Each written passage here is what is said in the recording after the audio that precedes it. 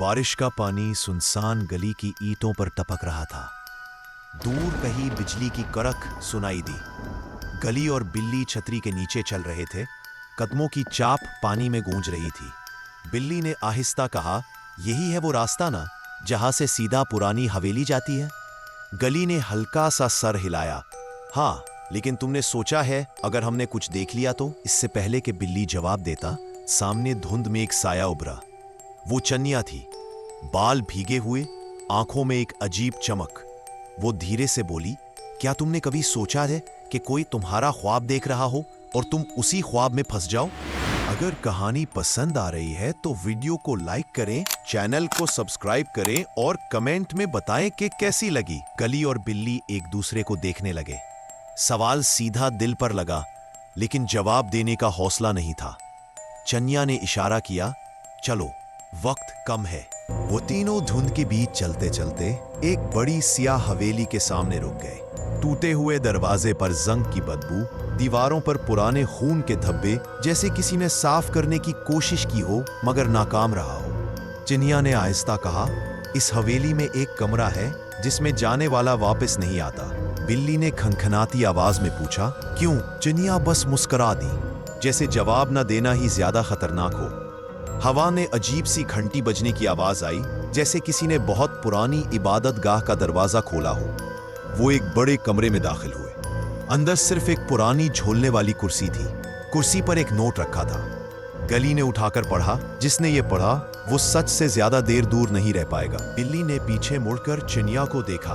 ये ख्वाब वाली बात तुम पहले ही जानती थी ना? चन्या ने कहा, ये जगह तुम्हें वही दिखाती है जिससे तुम सबसे ज्यादा डरते हो। ख्वाब हकीकत बन जाते हैं, बस यही खेल है। पहला सवाल हल हुआ। ख्वाब का मतलब यही था कि ये हवेली जहन में मौजूद खौफ को हकीकत में बदल देती है।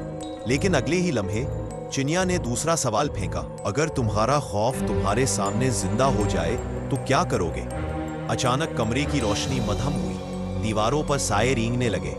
गली ने देखा, फर्श पर पानी फैल रहा है और उस पानी में से एक हाथ बाहर निकला, वही हाथ जो उसके डूबे हुए दोस्त का था। बिल्ली के सामने एक औरत खड़ी थी जिसका चेहरा बिल्कुल खाली था, ना आंखें ना मुंह, सिर्फ हल्की हल्की सांस की आवाज। बिल्ली पीछे हटने लगा, लेकिन कमरा सुकड़ रहा था।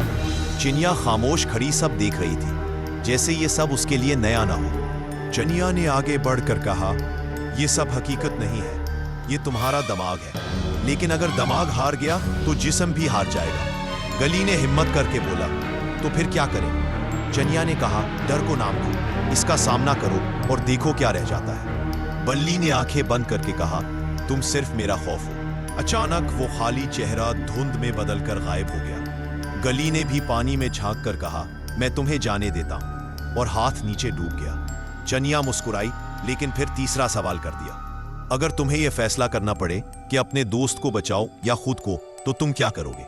खूनी बाबा अब सामने आ चुका था। लंबा भारी कुल्हाड़ा हाथ में, आंखों में अजीब सुर्खी।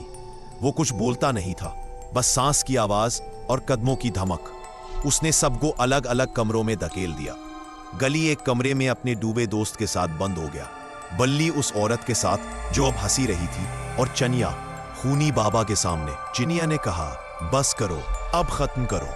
खूनी बाबा ने आहिस्ता सर झुकाया, तुम जानती हो ये मैं नहीं, तुम हो। उस लम्हे गिली और बिल्ली ने अपने कमरों में खौफ का मुकाबला किया। वो दोनों एक दूसरे को बचाने का फैसला कर चुके थे, चाहे अपनी जान क्यों न जाए। ताम दरवाजे एक साथ खुल गए। गिली, बिल्ली और चन्या बाहर निकल आए।